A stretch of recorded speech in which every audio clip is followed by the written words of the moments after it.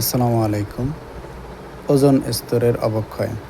Ozone গাঢ় নীল রং বিশিষ্ট অক্সিজেনের একটি রূপভেদ। বায়ুমণ্ডলের স্ট্র্যাটোমণ্ডলে এর একটি স্তর আছে।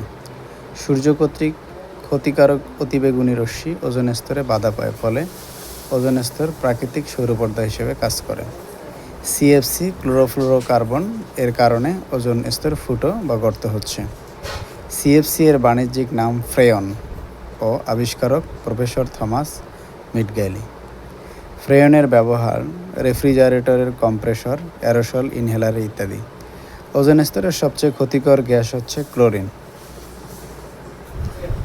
ভিয়েনা কনভেনশন জাতিসংঘের ওজোন স্তরের সুরক্ষা ও সংরক্ষণ বিষয়ক কনভেনশন।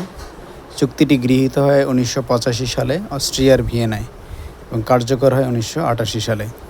মন্ট্রিল প্রোটোকল বায়ুমণ্ডলে স্ট্র্যাটোস্ফিয়ারে অবস্থিত ওজোন স্তরকে রক্ষা বিষয়ক প্রোটোকল গৃহীত হয় 1987 সালে কানাডার মন্ট্রিলে 16 সেপ্টেম্বর, কার্যকর 1989 1 জানুয়ারি।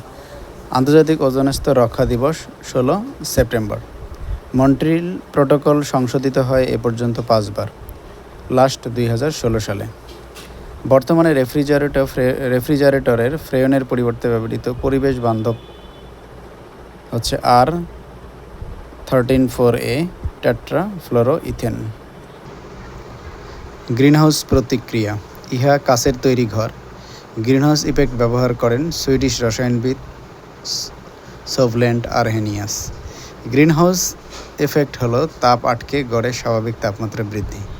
গ্রিনহাউস গ্যাস এবং পরিমাণ। কার্বন ডাইঅক্সাইড বেশি দায়ী, percentage 49%, CH4 for methane 18%, CFC 14%, nitrous oxide 0.6%, অন্যান্য জলীয় বাষ্প 13%।